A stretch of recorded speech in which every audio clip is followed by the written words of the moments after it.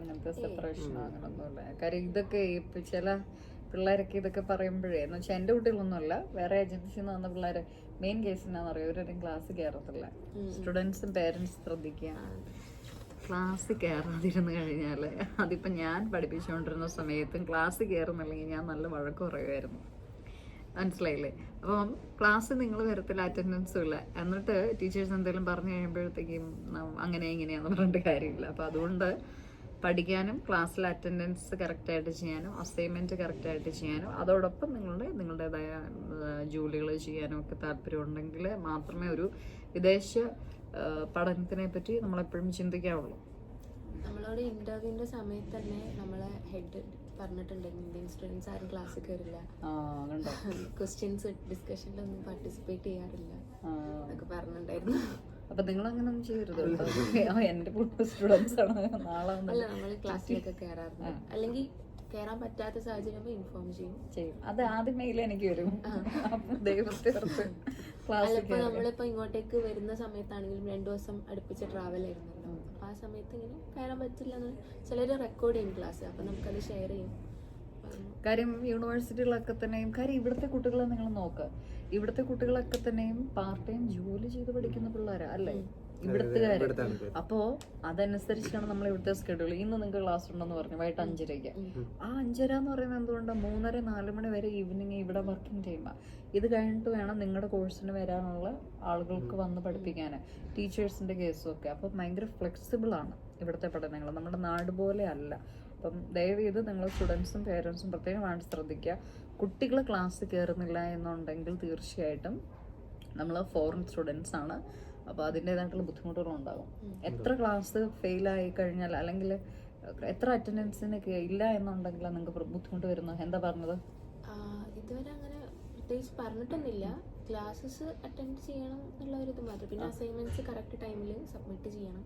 പിന്നെ കുറേ അസൈൻമെന്റ്സ് ഒക്കെ നമുക്ക് അപ്പം തന്നെ കറക്ഷൻ സ്റ്റുഡൻറ് പോർട്ടൽ വഴി കയറി നോക്കിയിട്ടുണ്ടെങ്കിൽ കാണാൻ പറ്റും നമ്മുടെ സ്കോർ എന്താണ്. പിന്നെ മൂഡിൽ എന്ന് പറഞ്ഞിട്ടുള്ള ഒരു സിസ്റ്റം വഴിയാണ് നമ്മൾ. മൂഡിൽ സിസ്റ്റം അതെന്താണെന്ന് ഞാൻ എൻ്റെ കുട്ടികൾക്ക് പറഞ്ഞു കൊടുത്തിട്ടുള്ളതാണ്. നമ്മളുടെ അത് എല്ലാം ഓൺലൈൻ വഴിയാണ്.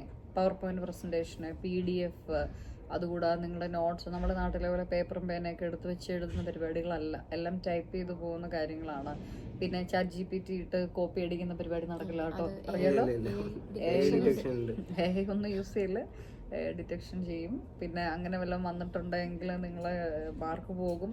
പിന്നെ 2 സബ്ജക്റ്റ് ഫെയിൽ ആയിട്ടുണ്ടെങ്കിൽ, ഒരു സെമസ്റ്ററിൽ 2 സബ്ജക്റ്റ് ഫെയിൽ ആയിട്ടുണ്ടെങ്കിൽ തന്നെ അവർ പറഞ്ഞു വിടും. നിങ്ങൾക്ക് റീടെസ്റ്റിനുള്ള പോസിബിലിറ്റി തരും. പക്ഷെ എന്നാലും ചെയ്യുന്നില്ല എന്നുണ്ടെങ്കിൽ കറക്റ്റായിട്ട് അവർ പറഞ്ഞു വിടും. അവരത് യൂണിവേഴ്സിറ്റി മൈഗ്രേഷൻ ഡിപ്പാർട്ട്മെൻറ്റ് ഇൻഫോം ചെയ്യും. മൈഗ്രേഷൻ ഡിപ്പാർട്ട്മെൻറ്റ് നിങ്ങൾ TRP ക്യാൻസൽ ചെയ്യും. 7 ദിവസങ്ങളിൽ തിരിച്ചു പോകേണ്ടി വരും. അങ്ങനെ ഇടവരുത്തരുത്.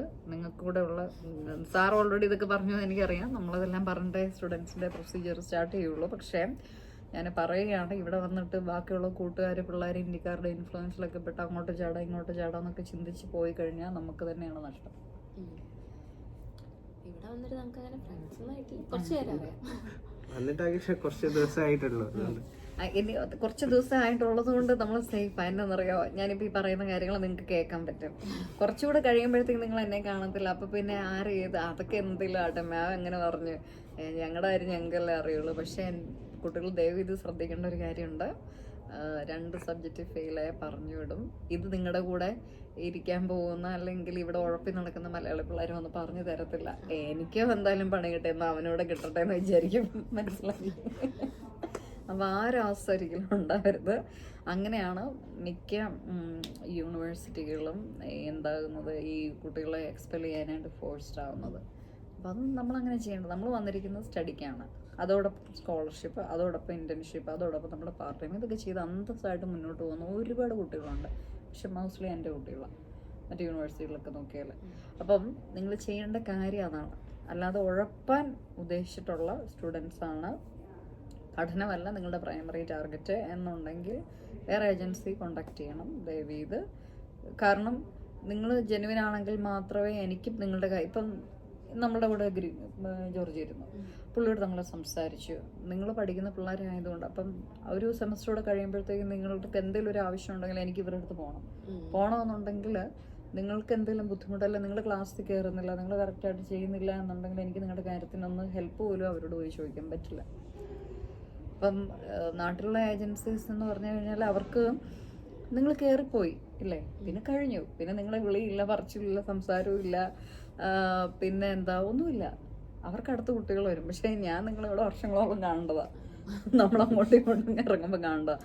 അപ്പോൾ അതുകൊണ്ട് നിങ്ങൾ എന്തെങ്കിലും ഉണ്ടെങ്കിൽ എന്നെയാണ് പ്രൈമറി കോണ്ടാക്റ്റ് ആയിട്ട് യൂണിവേഴ്സിറ്റിയും വിളിക്കുക.